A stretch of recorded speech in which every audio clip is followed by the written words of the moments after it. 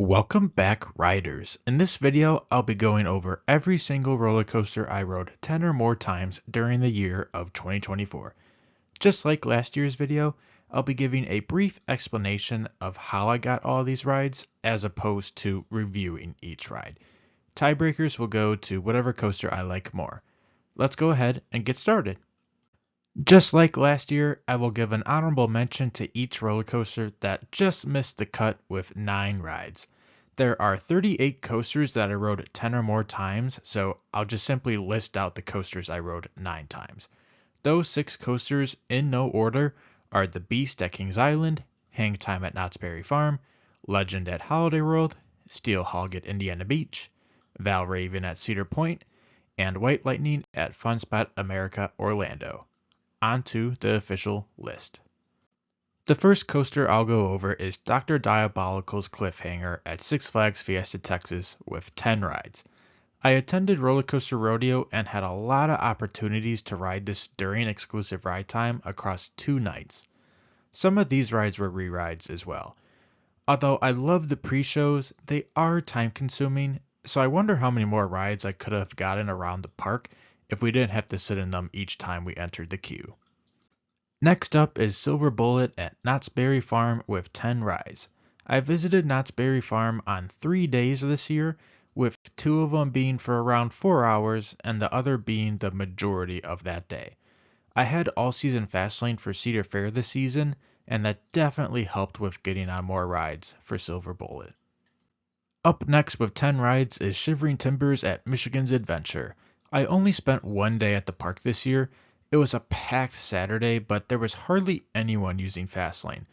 Given Shivering Timbers is by far the best ride in the park, I spent majority of my day lapping it. Another coaster with 10 rides is Kumba at Busch Gardens Tampa Bay. I spent 3 days at BGT across the year, and I never encountered a line at Kumba. They would never allow re-rides, so I would just get off and get right back in line more often than not, especially since Kumba is pretty far from all the other coasters in the park. I also gave an extra effort to ride this more, since the future doesn't look the best. Yet another coaster with 10 rides is Boardwalk Bullet at Kemah Boardwalk. We spent maybe 3 hours at Kemah Boardwalk, and literally the only thing we did was lap Boardwalk Bullet.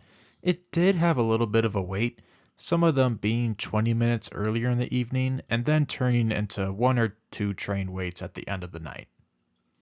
Next up is Montu at Busch Gardens Tampa Bay with, you guessed it, 10 rides. Again, I spent 3 days at BGT this year. However, unlike Kumba, most of my rides came on 1 day when I rode it 8 times thanks to some nice ride ops who let me re-ride since it was so dead on that particular day.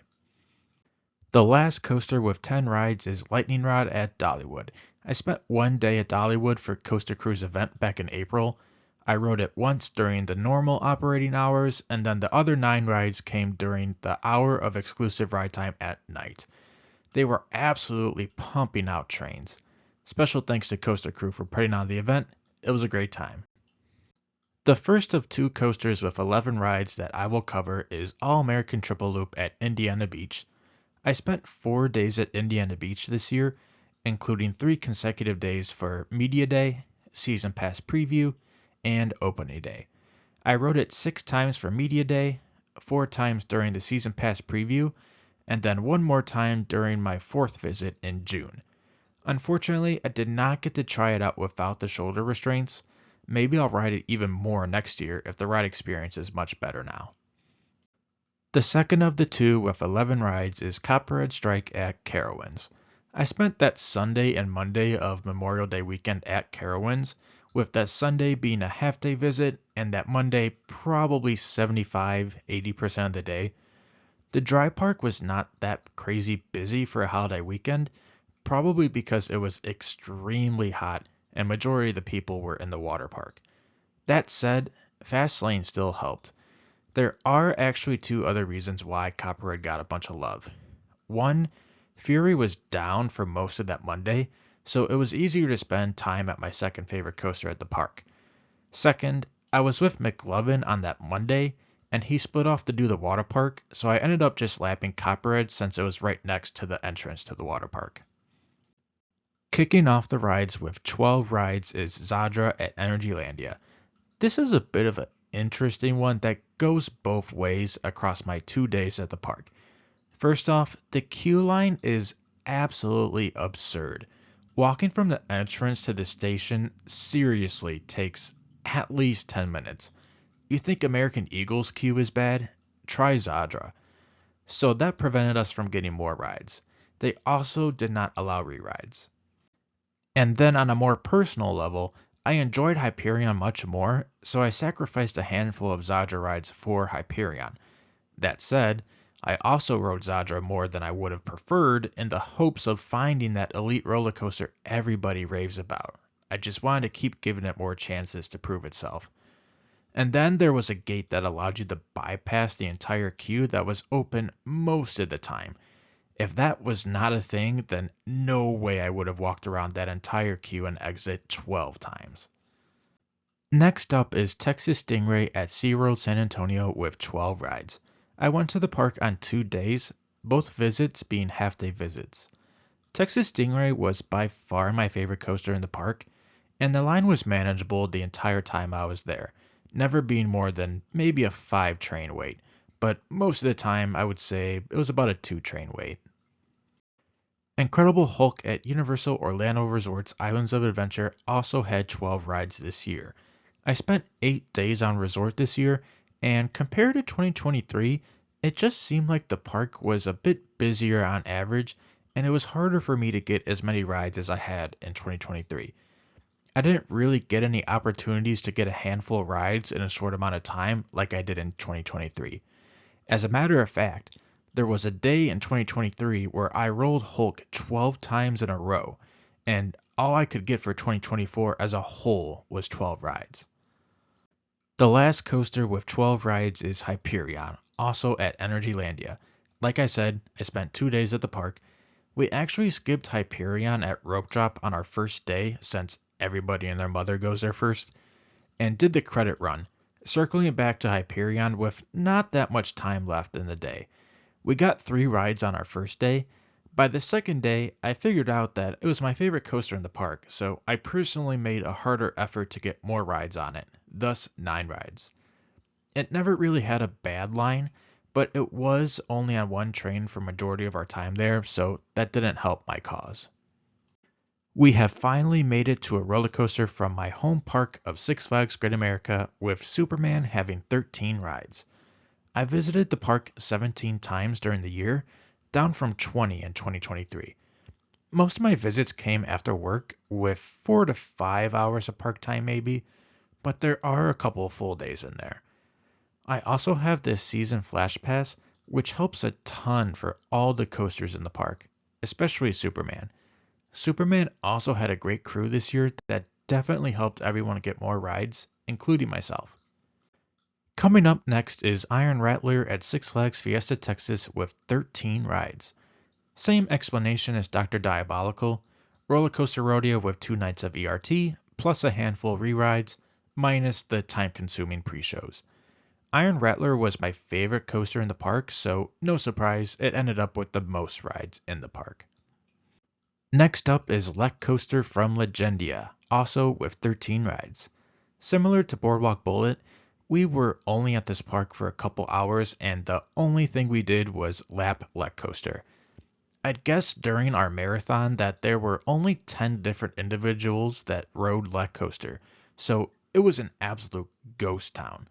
Unfortunately, they did not let us do any re-rides, so we had to walk around each time, but pretty much every time we did not miss the next dispatch, so that was good at least. Continuing the run of coasters I rode 13 times is Voyage at Holiday World. I visited Holiday World 3 times this year. I attended both days of Hollywood Nights and visited again in October. It's actually kind of funny because I bet I would get more rides on Voyage if I went another time other than Hollywood Nights, but the event's just so much fun. And I'm not overly obsessed with Voyage, so I spread the love pretty well between the top 3 of Legend, Voyage, and another coaster further down the list. Fury 325 at Carowinds is the next coaster with 13 rides. Even though I consider that to be a lot for 2 partial days at the park, it easily could have been more for 2 reasons. One, on my first day there, I rode it first and then did a lap around the park to get on everything else. By the time I was finished, there was only an hour until the park closed, and there was a storm closing in, so I just opted to leave. Two, on my second day, it was closed for a majority of the day, like I already mentioned. So 13 rides on this in maybe a 2 or 3 hour span is pretty good in my opinion. The last coaster with 13 rides is Velocicoaster at Universal Orlando Resort's Islands of Adventure. This is pretty much the same exact explanation as Incredible Hulk. The park seemed busier during my visits this year, which resulted in a lot less rides compared to 2023. For Velocicoaster specifically, it was having some trouble during my first Florida trip of the year. I believe it was closed entirely for a day or two, and then it was running 2 trains when it was open for part of my trip, which is a lot worse than you might think for capacity. That being said, part of the reason I still got the 13 rides is because it's not what you know, but who you know. Moving on. The only roller coaster I rode 14 times this year was Expedition Everest at Walt Disney World's Animal Kingdom. I went to Animal Kingdom 3 times this year, each visit being no more than 3 hours. Each time I went, Expedition Everest was at most a 15-minute wait, sometimes being a walk on. But that's not the reason I got 14 rides. I got 3 words for you: single, rider, line. 2 high-profile roller coasters had 15 rides this year. Let's start with Banshee at Kings Island. I visited Kings Island 7 times this year, down from 11 visits in 2023, unfortunately.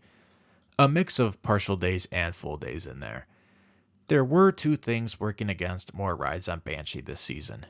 One, it's my least favorite of the big 4, so naturally it's below the other 3. And two, 3 of my visits came the weekend or 2 after the 2 trains bumped. On my first day, it was running 2 trains and I rode it twice, but then on the second and third day, it was closed entirely. Safe to assume I would have gotten at least 4 more rides had it been open those days. The other ride with 15 rides is Goliath at Six Flags Over Georgia. Fortunately for me, they were running 2 trains this time around. Combine that with the Flash Pass and the fact that it is not only my favorite ride in the park, but also my favorite B&M Hyper period, and I got a good handful of rides across my 2 partial days at the park. Jumping up to 18 rides, we have good old Tiger Terror at Safariland. Honestly, the explanation for this one is quite different from anything else on the list. Once I caught wind it was closing, I went after work one day and they gave me 2 rides for the price of 1. After that, I returned to the FEC twice and they gave me and my friends unlimited ride wristbands. So a huge thank you to Safariland for your hospitality and allowing us to enjoy the coaster while it's still around. There is another roller coaster with 18 rides, that being Thunderbird at Holiday World. Again, 2 days for Hollywood Nights and a day in October. I find this the easiest coaster at Holiday World to ride, as it's pretty easy to get a re-ride during exclusive ride time, and it's not nearly as intense as Raven or Legend. Kicking off the coasters with 19 rides is another B&M Wing coaster, this being X-Flight at Six Flags Great America. Looking back at my 2023 video, I was quite surprised to see that I got 11 less rides this year, especially because I enjoyed it more this year with the return of the audio soundtrack. I think I just didn't really have any marathons like I did in 2023. It felt like X-Flight was more crowded this year with the addition of Sky Striker next door too. Staying at Six Flags Great America, we have Goliath with 19 rides as well. This too is down from 2023 as I had 41 rides. Again, probably less marathons this year. Plus, for whatever reason, I was just not that hard pressed to get on Goliath this year, as it took a little bit of a slip in my rankings. While I still consider it the best coaster in the park, I was more excited to get on a handful of others this season. Another coaster with 19 rides was Mako at SeaWorld Orlando. I visited on 2 days, with both of them having no line for Mako, Plus, the ride operators were allowing a couple re-rides. Also, I thought Mako was much better this year compared to my rides in 2023, so I was more motivated to ride it. The last coaster with 19 rides is my favorite roller coaster, Maverick at Cedar Point. I visited Cedar Point on 4 different days this year, but one of them was for the Top Thrill 2 preview, so hardly anything was open that day, and another visit was literally maybe 30 minutes of park time. The other 2 visits were a full day and a half day. I was there the full day for another event put on by Coaster Crew, which included exclusive ride time on Maverick. That's when I got a good chunk of my rides. So 19 rides for maybe 1.667 days of park time is pretty solid. Next up are 2 of Kings Island's big 4, starting with Diamondback with 20 rides. Not really a whole lot to explain here. Fast lane across 7 visits to the park, no re-rides, nothing really fancy here.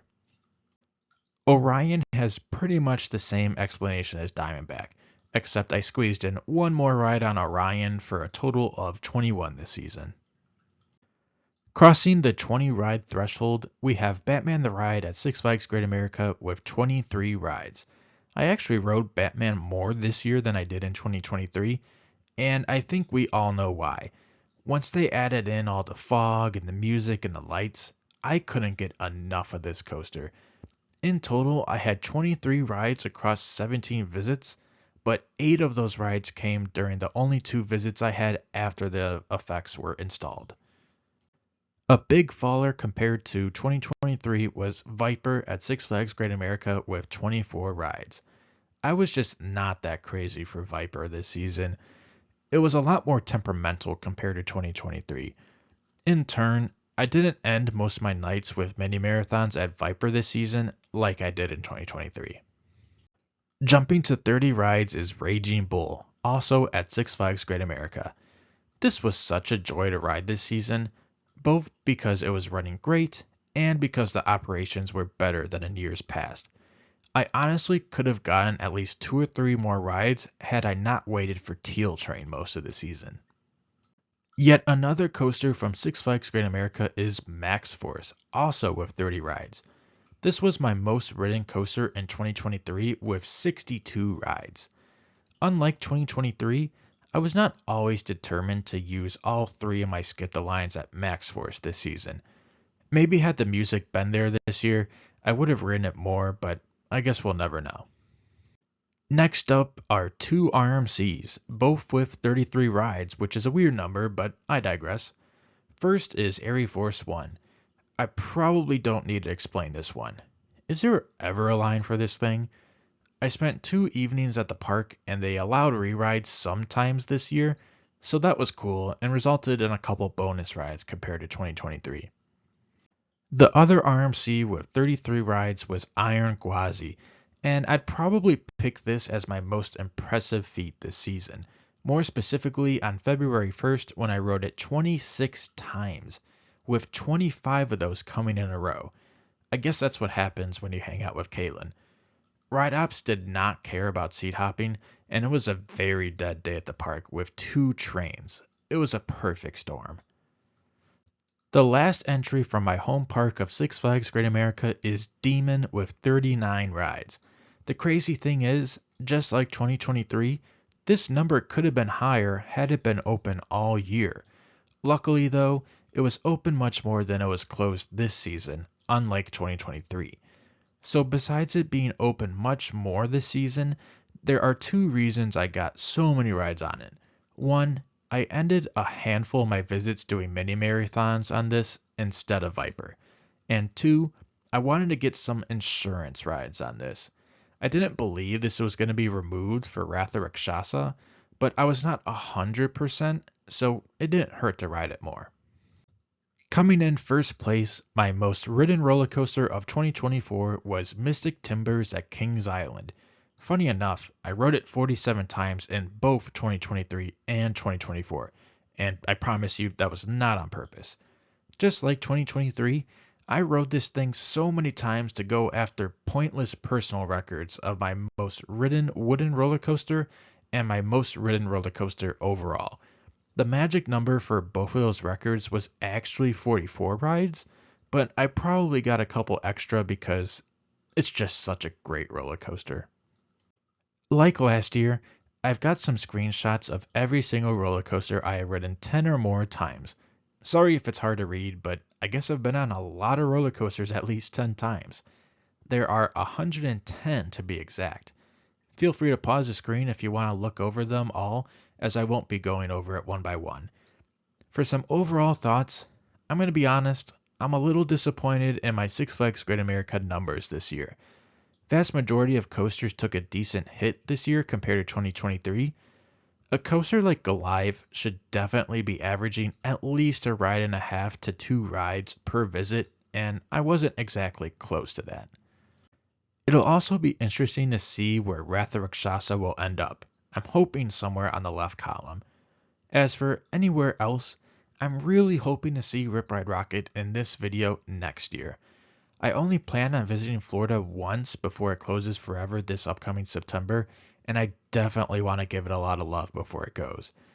I definitely see myself at Cedar Point much more next year between Siren's Curse, the fact that I hardly went this year, and hopefully Top Thrill 2. So it'll be interesting to see if Maverick reclaims the top spot and where all the other coasters at the park move around. And with that, that is all I have for this video. What were some of your most ridden roller coasters this year? Did you have any crazy ride marathons? I'd love to hear your stories in the comments below. Thanks for checking out the video. Push down, pull up, exit to the right. Hope you enjoyed the video, and go have your greatest day yet. Choo choo, bye!